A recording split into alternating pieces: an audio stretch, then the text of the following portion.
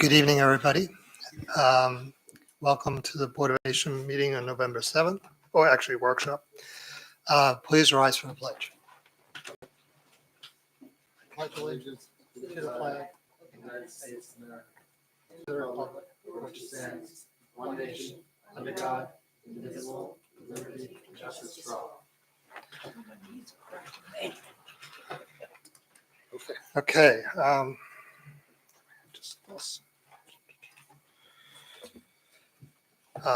We don't have any correspondence tonight, so I hand it over to the superintendent. All right. Good evening, everyone. Thank you for coming. Those of you who are here in the audience, and also those of you who are at home watching online.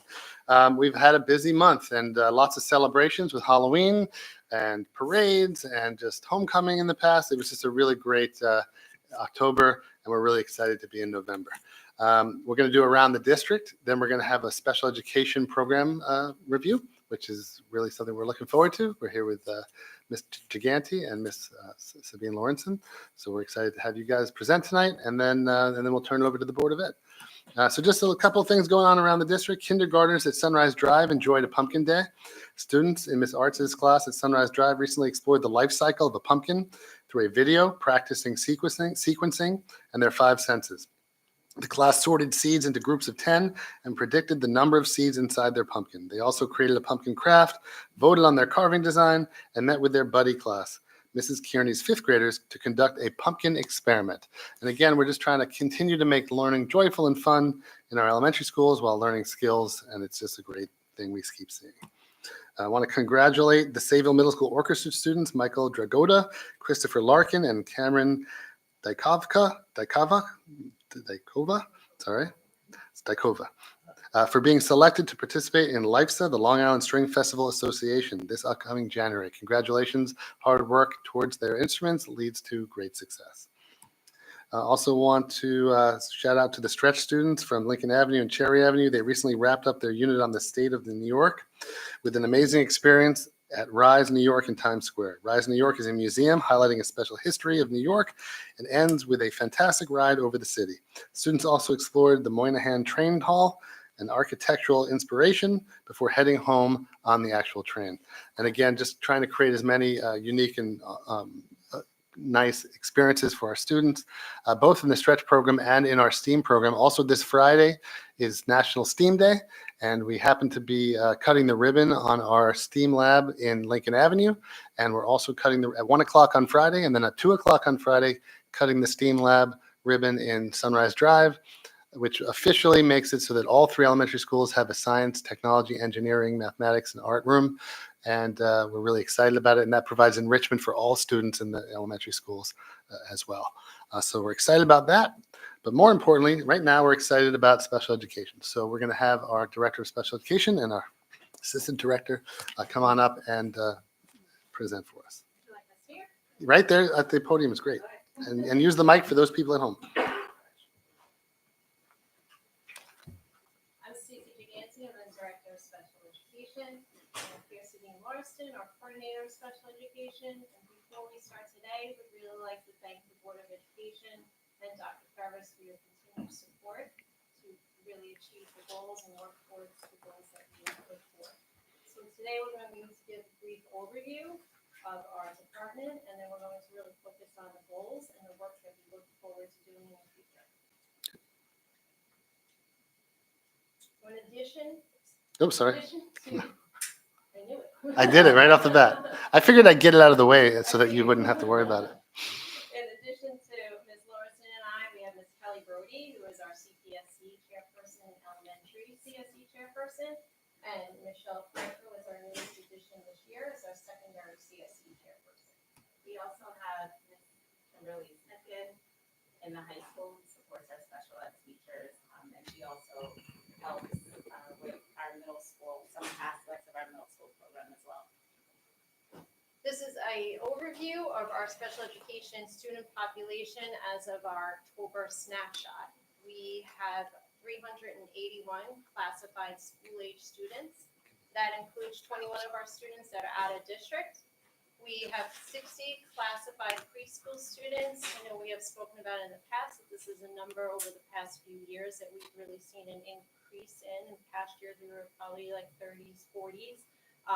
By the end of this year, we'll see that number increase. So that's always something that we're watching. We're working with the county and advocating with the state to give better services and providers for our students. Our total number of classified students is 441 that we support in our department. Our office also handles all of the paperwork and schedules all of the meetings for 190 of our students with 504 accommodation plans. This is an overview of our current programs and where they are for this year. Every building, the district provides resource room and a full continuum of related services. At Sunrise Drive, they also have an integrated co-teaching program in grades K, 1, 2, and 5, and 2 special classes, 1212 for the K through 2 group, and our special class 1211 for 3 through 5. Lincoln Avenue has integrated co-teaching in 2 grades, 3rd and 4th, and special class 812 for our primary grades and our elementary 3 through 5. In our middle school, we continue to have ICT in our 4 core areas, including the block period in grades 6 and 7. We have our 1511 special class and our 811 special class. In the high school, we have ICT in our 4 core areas, English, science, math, and social studies. Our 15-1 program does not have the official aid support. And then we have the 811 special class, which focuses on our functional academics and career development. We also have our work-based learning programs, focusing more on our transition goals for our students. We also, just to give more detail onto our full continuum of related services, we have students who receive support in the area of counseling, speech and language therapy, occupational therapy, physical therapy, specialized reading, and vision and hearing itinerant services. In alignment with the board's goals for our students, we want to really emphasize that these goals apply to all of our learners. And to help achieve that goal, we really focused our efforts in the areas of curriculum and instruction and improving a sense of belonging and inclusivity.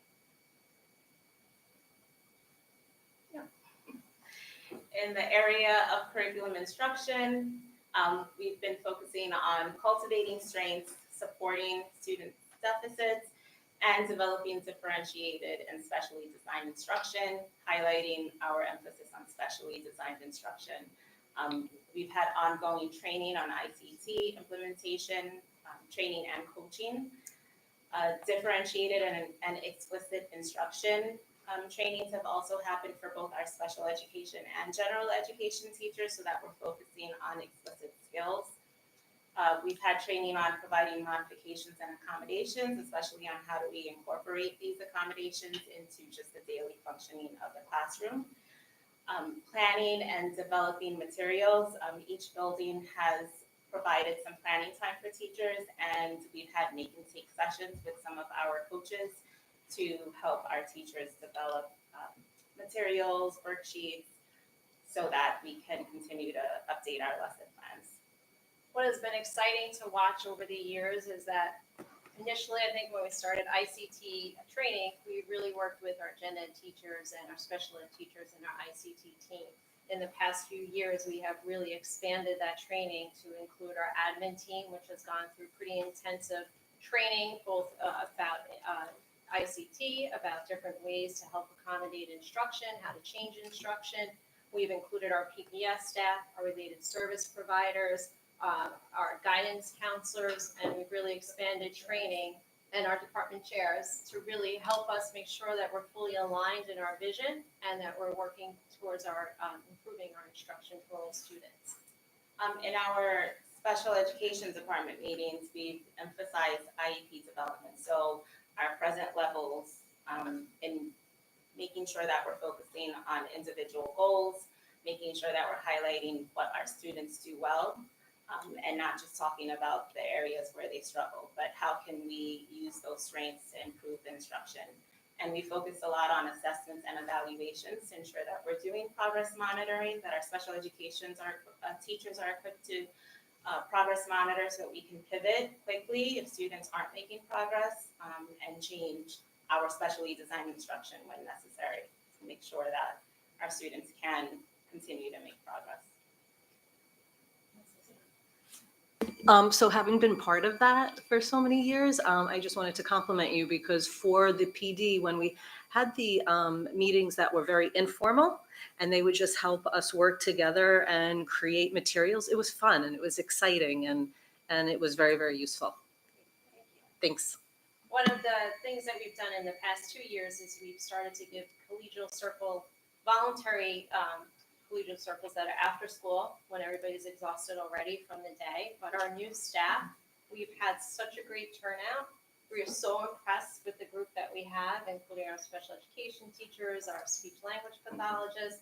They are just so impressive, and it's invigorating to listen to them collaborate and talk about ideas that they have and bring new ideas in to really help support our students. So an impressive group, and I really am impressed with what they will provide us in the future. Some of our instructional interventions that we continue to support our staff on. Again, we go through trainings, but I think one of the things that we really try to do is give that ongoing training. So even though we might give initial training in an area, we continue to always give coaching. And a lot of these programs and interventions we brought in, we've had great collaboration with, to bring in when we have new teachers, to bring in when there's a question, to really help collaborate with our staff to provide them that support. Our deep dive into reading training, we had established a few years ago where we had our speech teachers, our special education teachers, and our AIS reading teachers to really take a deep dive and really look at reading. And that has really led us into what Ms. Dimiola is doing across the entire district and continuing to do with our Shifting the Balance training. So it was a nice, exciting kind of push in that everybody's excited to see what happens in the future with that. Our Sunday reading intervention is a program that we brought in a few years ago. We continue to offer coaching. We have brought in a Let's Play Learn, which is part of the Sunday reading intervention for preschool and kindergarten early learning for reading. We have a Visualize and Verbalize reading comprehension program that we had started a few years ago and continue to support. We found really nice progress just looking at how to incorporate imagery to help our students improve their comprehension. Step Up to Writing is another program that we brought in, and we started at the high school level and have brought it into our elementary to really target those writing skills and be able to measure and really focus on what skill deficits and how best to intervene. Next week, we have a group of teachers who are participating in an On Cloud 9 math comprehension training. It's a program that is developed by Lyndon Rubel, also providing that imagery to really help with those comprehension deficits that we continue to try to target. In our special classes, we continue to incorporate Teach Town Core and Meta Play materials to enhance our lessons. In the high school, we're really excited about reintroducing the use of our PAYS Lab. We've been consulting with Career and Employment Options. It's an agency that focuses on, well, they help us with the PAYS Lab, but also they've been providing consultation on ways that we can support our students' transition goals. So for many of our students, depending on what their post-secondary goals are, if there are internship opportunities, if there are job placements that we can do, we've been trying to talk about that more at CSE meetings and providing our students with more than just a recommendation, but seeing if we can connect them with people and with different job sites.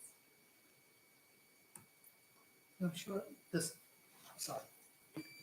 I mean, all these trainings and everything, they benefit all students, right? I mean, Yes. because it trickles across the district, right? Absolutely, and you can walk in a lot of our ICT classrooms or any of our classrooms that are utilizing our Sunday program or Visualize Verbalizing. Our reading teachers are also trained, so they're bringing that into their interventions as well. I have just a question. In our self-contained classes, the 12-1-2 and the 12-1-1, How many students are in, we don't have 12 students in each one of those classes, do we? On average, what would you say? Every year it changes, so I can tell you there's some years that we're pretty low. This year is probably our biggest, 12-1-2 at the elementary, and if you think the years past, we didn't have enough students to have a program at all. So Okay. both our Sunrise Drive is probably around 10 students each.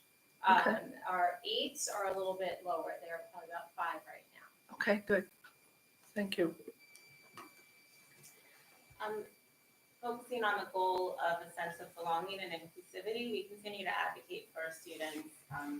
We want to provide access and opportunities in all school environments, school activities, and we believe that one of the strongest or the best ways to do that is to help all of our students understand that things look different for some of us. We all have different coping strategies on even adults. We all have different ways that we manage and use our strengths to get through different challenges.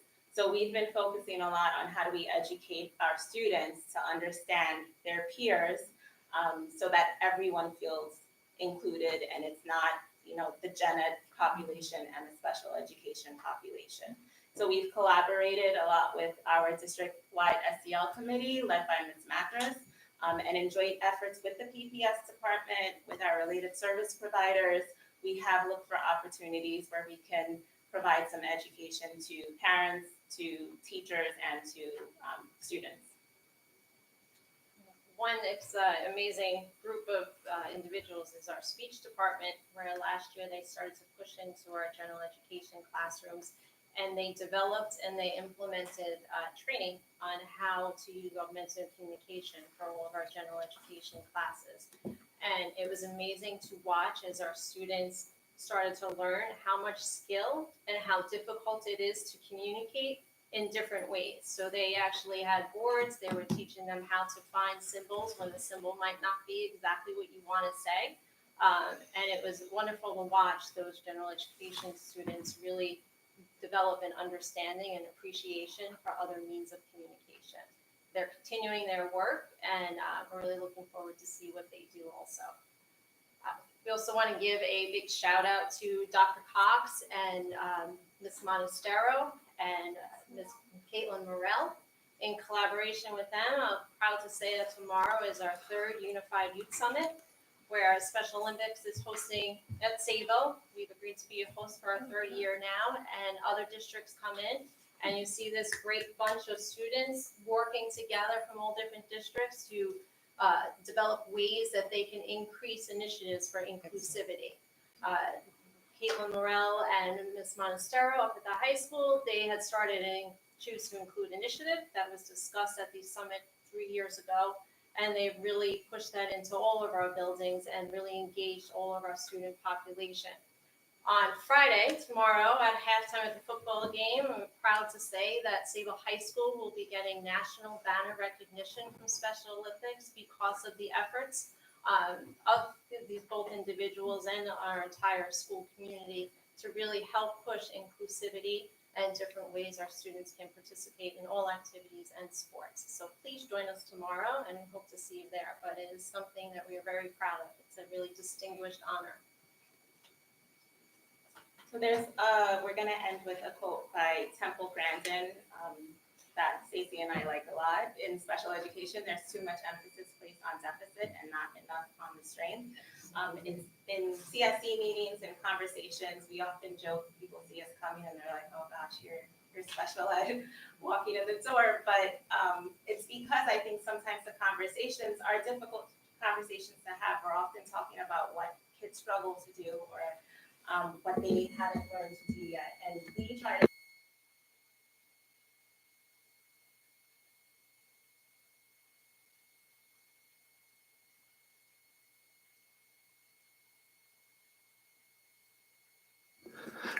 I want to commend you guys because oftentimes people talk about, well, what special education programs you have, but special education should not be considered a place.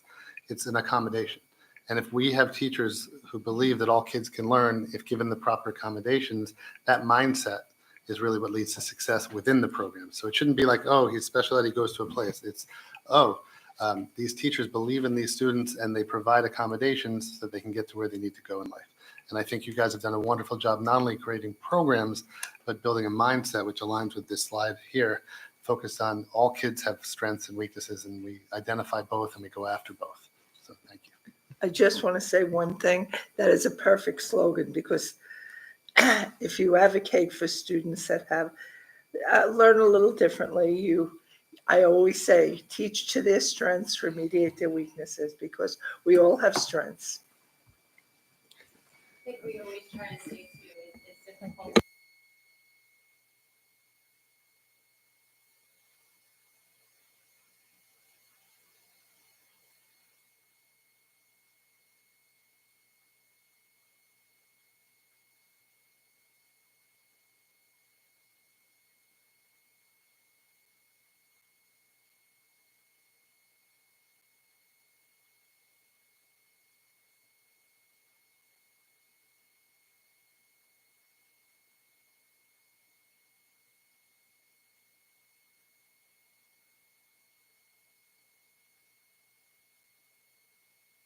Right, so I can say firsthand that under their leadership, the high school I can speak for is very inclusive, and it's really beautiful how they all respect each other and care for each other and watch out for each other. And if you've never attended that summit, is that tomorrow also, did you say? You have to see this. You just have to see this. What, yeah. It's all day, it starts at 9:30.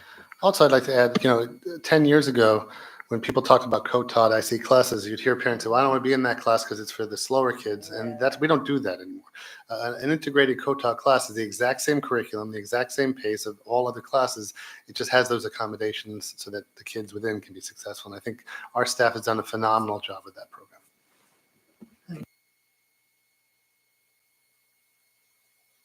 we're really looking forward to moving forward towards our goals and making more progress. Again, we'd really like to thank the Board of Ed, because without your support, we wouldn't be able to be where we are now with all of the goals that we have accomplished. And we look forward to what we'll do together. We also want to give Ms. Magnus a special shout out, because she's always a really big support for us, for our department, and pushing our initiatives forward. So we also wanted to say thank you to her. Under her leadership, who's been able to do a lot too. Thank you. And I'll repeat myself because I said this in the past. I also wish the state would drop the special. I think a better label would be enhanced education, because, because every student has, special needs, throughout the district. So. Hi, I'm a special ed administrator, so this is my life's work. But one thing I just wanted to kind of recount and also kind of put on the record publicly, like I have a friend whose child requires pretty significant special ed services, moved to Sayville because of the quality of the program, and was living in a high wealth Nassau County school district, but felt that they were getting a superior set of services and supports here. And that's why they came here. And that says a lot about your leadership and about the staff, teachers, just the commitment. And I think for me, for special ed, working with students with disabilities, especially when you're in a mainstream public school, it humanizes the entire environment. It makes you better people. And that's the power of students with disabilities, is because they kind of, they're teaching us about learning and about, not everybody fits in a box. And isn't that beautiful? You know what I mean? But thank you both for your leadership. Thank you for that.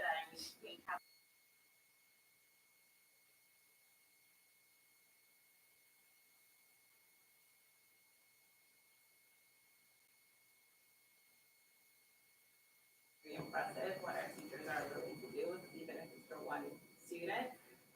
We're always impressed with the dedication of our teachers too, and they don't get enough credit for just, they will try anything and everything to help their And I want to commend you too. I mean, if you've ever, everybody, a lot of educators on the board, but speech teachers, their discipline, it's pretty eye-opening. When you think about how you integrate all the different features of communication, that's a really innovative approach. And I think it also is just good for collaboration and community building. That's pretty cool. But yeah, thank you for your presentation. And to just piggyback off what James said, I love the part about the SLPs, Speaking from experience, Mrs. Cameron at Sunrise Drive is amazing. And when she pushes into the class and teaches whole class speech and language instruction, I think that's extremely beneficial for every kid. And I find her to be exceptional at what she does. So I think that highlight that you did up there was important. Because it often gets overlooked. So just to piggyback off what James said, and I just wanted to shout her out because I really think that she does go above and beyond what the average teacher is asked to do. So Great department, and I'll tell you, they get together and they create so many great ideas and there's so many ways to keep pushing and problem solving. It's wonderful to work with. I wasn't going to do this, but I have to say what they do is they teach to students' abilities. They understand where they're coming from, so they get the most out of the students. And I have to say they've been excellent job. I want to commend them. Thank you so much. Thank you. I just want to say I love the all the programs that you have, but the one that allows them to connect to a job or something that's post high school. I think that as we start to move through our goals and start to achieve them, this one may be a little further down the road, but what can we do to extend some of their support post high school, whether through like our adult ed or something? Because what we find is they get to the end of that 21, 22 years old, and then the support drops off significantly depending on their level of ability. And it would be interesting to kind of see what we could do to sort of extend that a little further as they transition into the work world. I think our alignment with some of the agencies that we started has really made a difference. Our collaboration with our community businesses, really like one of the first steps when we're getting students into our work-based learning program is just going out saying, will you accept our students? We've come a long way, I'd say, in the past couple of years, but I think we still have a long way to go with just acceptance. But there are so many great people out there and so many businesses that are pushing and willing to help and support our students. So we have seen more businesses, but really just engaging the community more and educating so that our students do have a chance because they are getting great opportunities right now. We have said students, we had a pretty big work-based learning program over the summer. And we also are continuing this year and we've got students go on to get employment, really supporting our families and helping them make the decisions that they need. And one of our focuses have just been very quickly just to make whatever that training is, to make it realistic and also make sure that we're pushing the students and they're learning this. They're not just sort of standing there and just folding napkins, but that they're actually practicing skills that lead to employment. And we have had a few students that offers to the work and places that they had a job in. So it's been, we want to expand in that area as well. Yeah, that's awesome. Thank you. It's amazing what happens when you give a child purpose, no matter what that might be. And that's where you see this magic kind of happen, and we've seen that at all different levels, so we're excited. I have to say this. I wanted to let this go, but I want to say before I retired, I was a CFO of a corporation that had 3,000 employees. One of my assistants was a Down syndrome girl who did all our filing. She needed some assistance in the beginning. She was absolutely wonderful. And if you give them the opportunity and you show them basics, some things that they have abilities for, I can't say enough good things. And you're doing a great job. And that's what we have to teach people around us, because someone looks differently or talks differently, or it doesn't mean they don't have abilities. And there are people who aren't in special ed who struggle with work too. So, yeah. I do know. Thank you. Thank you very much. Thank you. She was Minnesota. So I want to thank our special ed department and our director of special ed and our assistant director of special ed. Again, they do a phenomenal job. And again, it's not just about the development of programs, but I have to say they come to me every year with ideas and thoughts about how to design and to push with professional development. But it's also about the belief and the belief in children and the belief in strengths-based approach. And that, I think, is kind of the thing we want permeating throughout the whole district. So thank you for that. Okay. The only other thing I have tonight is just an update. I reached out to the Long Island Railroad, and we had discussed an exec session, but I thought it was important to follow up because we started the conversation in public about the crossings at the different locations in Sayville. They were actually quite responsive, and they wrote back, and then they called us to say they would meet with us to look at the different locations, and they would be, coming up with a plan with us to put up some fencing and some screens. So I want to thank Kathy and Christine for volunteering to kind of follow through and communicate with them and then organize that for us. So, but that's underway, and I think it's a good thing. Yeah. Great. Okay, and that's it. Okay. Now on for board discussion, we have the first thing was the ICE Town School Boards meeting we had 2 weeks ago, I think it was. It was nice to see that they started up the concept. This is a ICE Town-wide sponsored meeting that school board members can go to and basically get insight at other districts, what they're doing in ICE Town. For the first one, it was really a presentation from Suffolk Transit regarding buses and the situation that they're in as far as meeting the mandate on electric buses and how difficult that would be. But it was a good presentation, and it was good to see the other districts. Hopefully, someone still takes it on and continues it, and then we expand, the topics. Anybody else that was there? I was there. Being that I'm new to this, I thought it was very, very informative. I was impressed that they had asked to be evaluated by Homeland Security, and it took 5 years. Their rating was in the 90s, and they were not satisfied with that. They asked, how can we improve?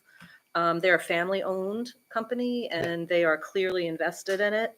Learning about having outside security service for all of the yards, 9 cameras on each bus. They're alerted if the bus goes off route. For New York State, you have to be 21 years old to drive the bus, but for them it's 23, so they have stricter requirements. They offered to come into the classroom. I was impressed. Yeah, I mean I've seen the presentation once before, and they're very serious about what they do, and that comes across in that presentation. And thanks to you, I'm driving the bus tomorrow. 11 o'clock in the high school parking lot. I just turned 23 on Saturday. Okay. And then next item is the regionalization topic. Anybody that wants to discuss? We've had an interesting. So this has been the bane of my existence for 2 weeks. So I just want to say there's a lot of things that regionalization is, and there's a lot of things that it's not, and it's sort of taken on this life of its own, which may or may not die down. So I attended, I know I wasn't the only one, the call that was with SED that NISBA sponsored. There were 500 people on that call. Also from my job, we've been getting information about this. So I just want to sort of say what it is. It's probably named really incorrectly. Regionalization was not the name it should have gotten, and plan is even kind of a rough one. But it is the brainchild of the new deputy superintendent, who happens to have been a superintendent in a very rural North Country school district, In BOCES. and then Yeah. moved to BOCES of that region before it came to before he became the deputy superintendent. And it was fast tracked, right? It was like considered an emergency in September, and they put it forward, and that sort of took on a sinister life to it. But in reality, it was in reaction to the idea that the SUNY Rockefeller Institute report for foundation aid is going to be coming out on December 1st. And they wanted districts to start to have the conversation about, are there any ways to save money? Because some districts may lose some foundation aid once this committee makes its recommendations, which isn't binding, and the governor can and may or may not take the recommendations. So that then said, there is a group. That group is anonymous. It's been sending out information that has been categorically wrong. Some of it's catastrophizing. Some of it is just blatantly made up. And there are people who have reacted to that. But a lot of the things that have been said, some of them are pretty awful, were not necessarily true.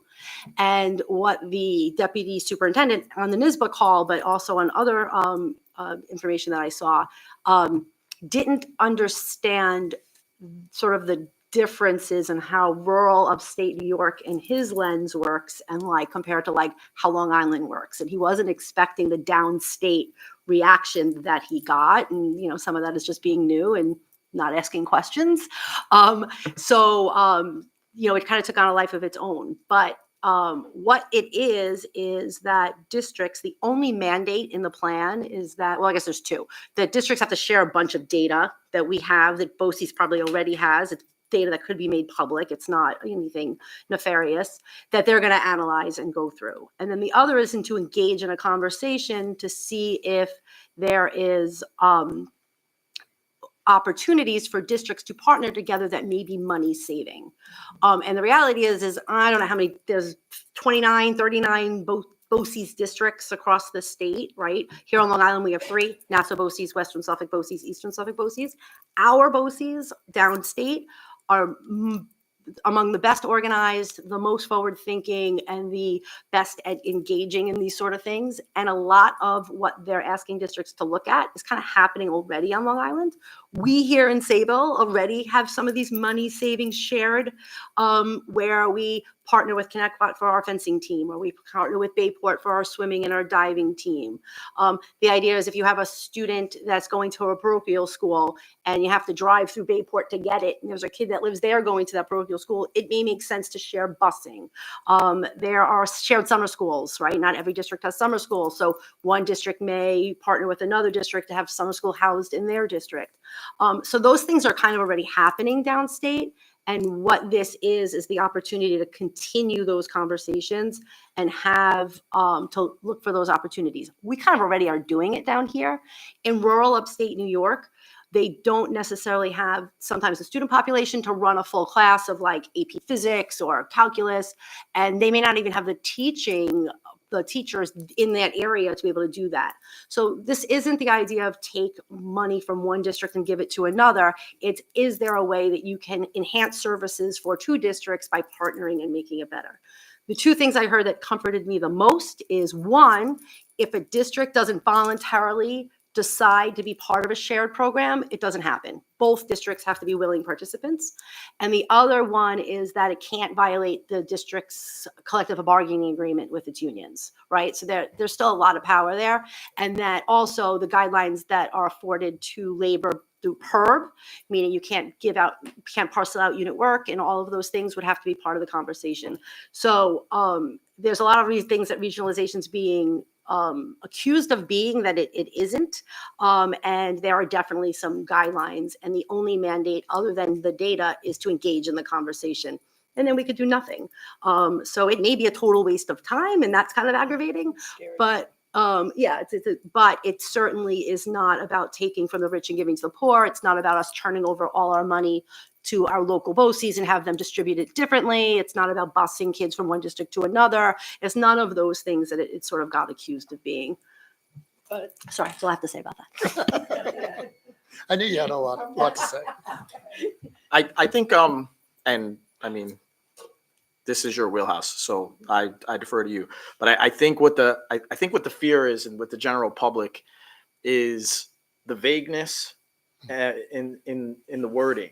And when there's vagueness in wording, it leaves things open to interpretation. Yep. And how some people may interpret that is different from how another person may interpret that. So I think that's the issue. I think that we should push for more clearer wording within it, especially when it comes to mandates, because mandates has become a word that has such a negative connotation that people fear it. And once they hear it, they think negatively already, like you're telling us what to do. But I do think, I mean, Christine looks at it through her lens, which is, this is what she does for a living. So it's easy for her to see through some of the verbiage in there and decipher what exactly it means. I think the fear comes from people who don't have her knowledge of the situation, that see some of that wording and say, hey, but because if you read the Newsday articles and you saw the districts that were excited about this, you would the average person immediately would say, okay, this is a lower socioeconomic district. Are they excited because they'll be getting funds? And that's how it reads to the average person. To people who are in the educational field, it's like, well, they might not have this opportunity because they can't afford the full cost of the program. But if they were to split the cost of the program with another district, then maybe they could afford it and then offer that to their kids, which would be beneficial for them. But because the wording is so vague and leaves it open to interpretation, that's how you get these reactions. And even to that point, when I go to the superintendent's meetings and BOCES presents on it, even those presentations are vague. And when we say, well, tell us more about the details, they say, well, don't worry about the details now. We're not there yet. And it's not comforting because the plan is not a well-designed Yeah, and rollout. and So- also the call that we were on, 3/4 of the call was basically saying what it wasn't. Right. Yeah. Yeah. I do want to add that as a result of that call, Yeah. though, one positive thing is the next day, SCDE went on and updated their frequently asked questions to reflect what they were saying. Yeah. And that my understanding is they're going back and looking back at their verbiage to make sure that what they're saying is reflected in the documents. So that, idea of clarification is definitely there. And listen, I'm not throwing any, support to SED. I think that in typical fashion, they brought this out too quickly. They didn't think it through. They didn't understand they didn't read the tea leaves. And it's a typical mess, right? But it did gain a life of its own, and it got some really, really ugly things attached to it that were never really intended. And so I think there may be some good intention. It's just, like other things SED has done, just not followed through well. Okay, and I'm not sure this is totally it. I think I mentioned this to you a while ago.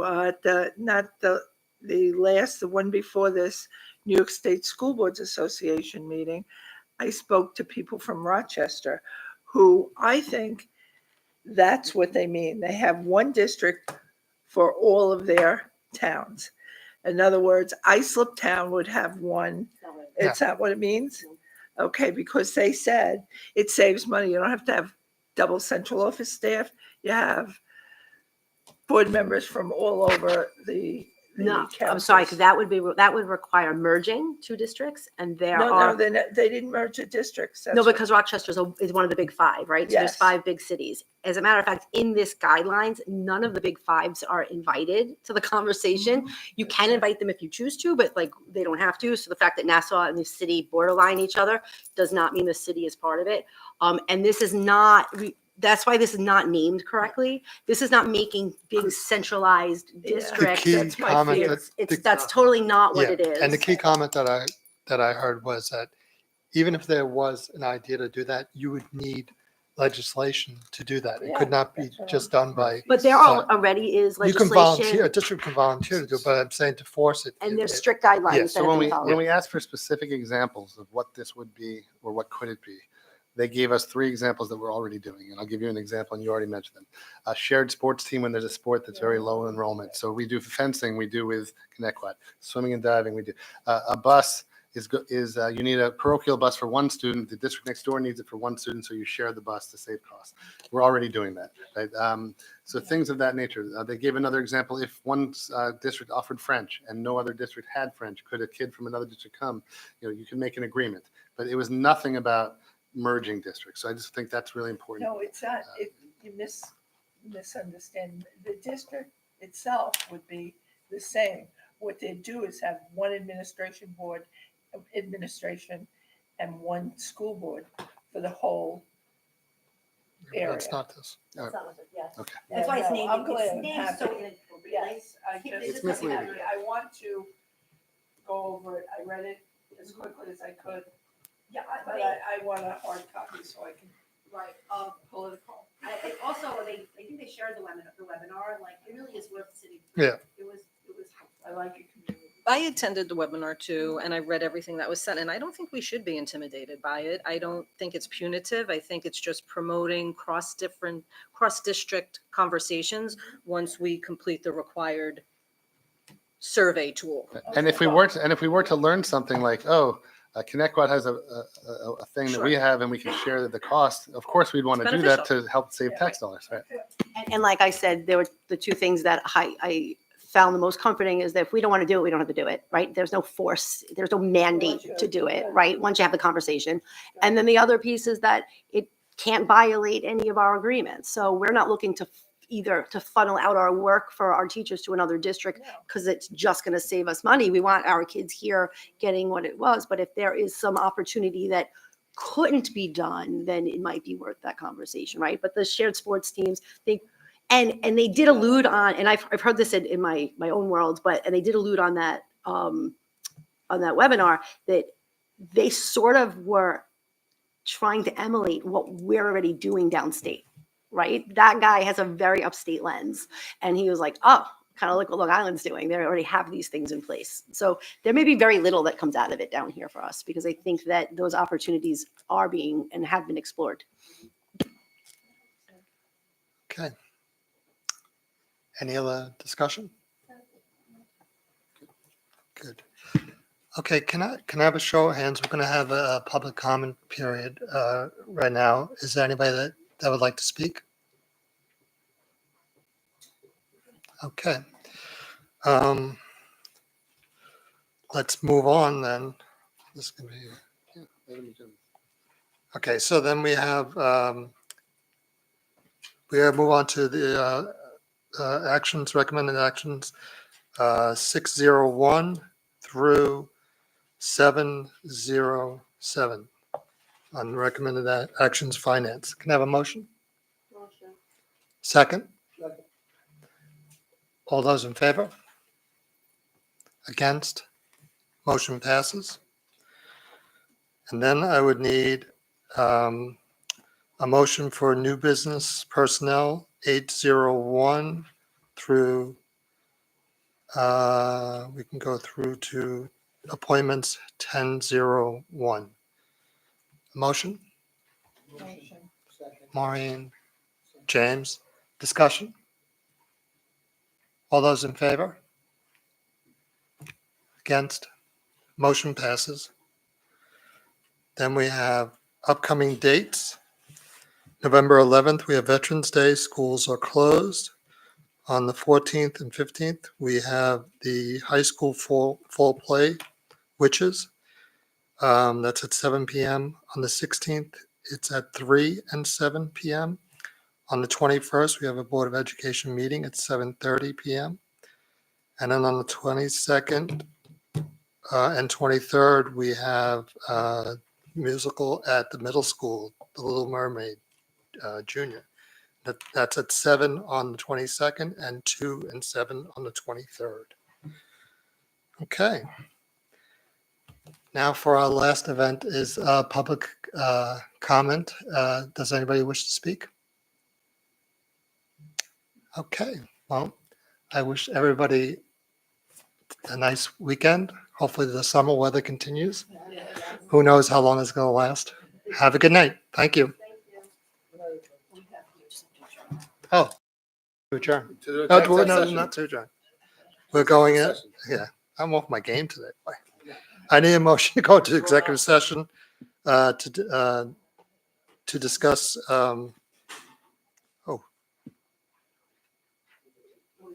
Wait. Well, we're going to the contract. Yeah, we have to discuss details of the contract. Motion. Motion. Second. That's Christine and Kathy. All those in favor? Motion passes. All right, good meeting.